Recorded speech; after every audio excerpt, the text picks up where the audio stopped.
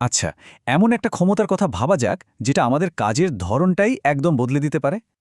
আমি বলছি deep focus বা গভীর মনোযোগের কথা। চলুন না আজ এই অবিশ্বাস্য শক্তির জগতে একটু ঢুমেরে আসা যাক। শুরুতেই একটা দারুণ প্রশ্ন। কেমন হতো যদি পুরো এক সপ্তাহের কাজ মাত্র 1 ঘণ্টায় শেষ করে ফেলা যেত? ভাবুন তো একবার। শুনতে একদম জাদুর মতো লাগছে তাই না? কিন্তু এটা আসলেই সম্ভব।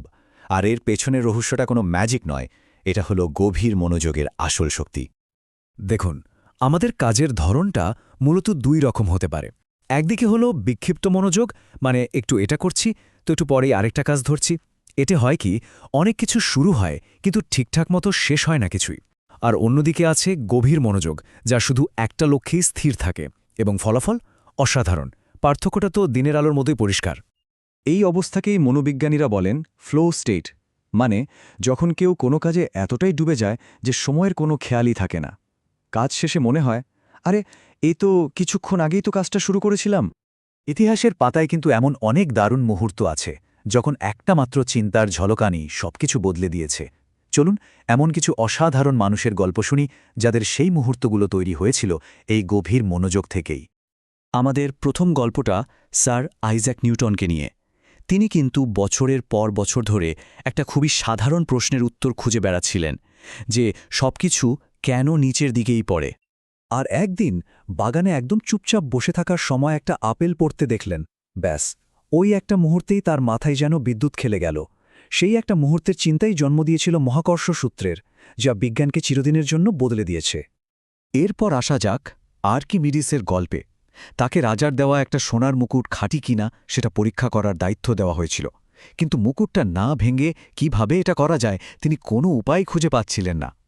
সমাধানটা এলো কিন্তু একদম এক অপ্রত্যাশিত জায়গা থেকে, স্নানের বাথটাবে।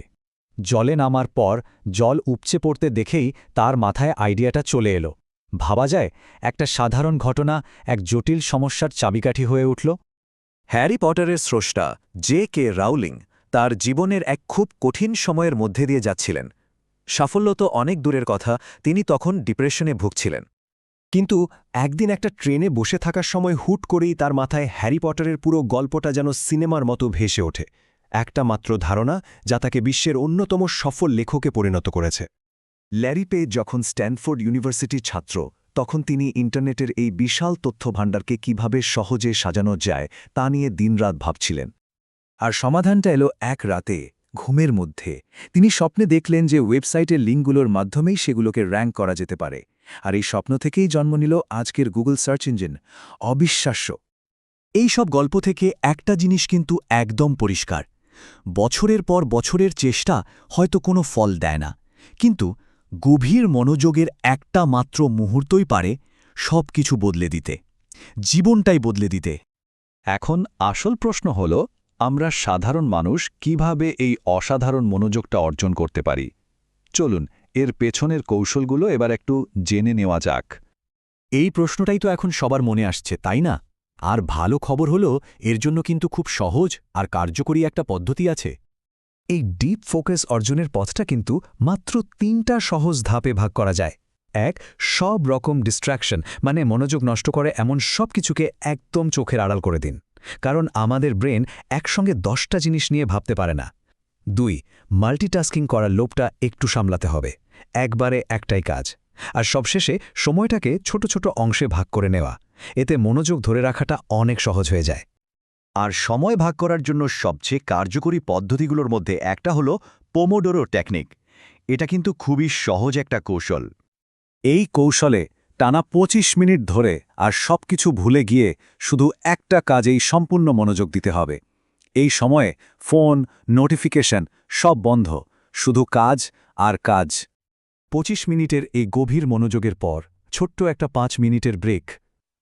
এই সময়টা মস্তিষ্ককে একটু বিশ্রাম দেয়, যাতে পরের 25 মিনিটের জন্য সে আবার নতুন করে শক্তি পেতে পারে। এই বিরতির গুরুত্বটা ঠিক একটা পেন্সিল ধারালো করার মতো। একটানা লেখার পর যেমন পেন্সিলের ডগা ভোঁতা হয়ে যায়, আমাদের মস্তিষ্কেরও ঠিক তাই হয়। ছোট্ট একটা বিরতি তাকে আবার একদম শানিত আর সতেজ করে তোলে। তবে একটা কথা কিন্তু মনে রাখতে হবে, মনোযোগ কোনো জাদুর কাঠি নয়। এটা অনেকটা মাসেল বা পেশি তৈরির মতো একটা দক্ষতা, যা নিয়মিত অনুশীলনের মাধ্যমেই তৈরি করতে হয়। শুরুটা না হয় ছোট করেই করা যাক। ধরা যাক প্রথম সপ্তাহে লক্ষ্য থাকবে দিনে মাত্র ২০ মিনিট গভীর মনোযোগ দেওয়া। পরের সপ্তাহে সেটা বাড়িয়ে ৩০ মিনিট। এভাবে একটু একটু করে এগোলে দেখবেন ১ মাস পরেই হয়তো আপনি সহজেই ১ ঘন্টা বা তারও বেশি সময় ধরে মনোযোগ দিতে পারছেন। এটা একটা যাত্রা, কোনো দৌড় প্রতিযোগিতা নয়। আসল কথা হলো, যখন নিজের সময়, মনোযোগ আর শক্তি আমাদের নিজেদের নিয়ন্ত্রণে থাকবে, তখন সাফল্য আসতে বাধ্য। চলুন আজ থেকেই এই মনোযোগের শক্তি অর্জনের যাত্রাটা শুরু করা যাক।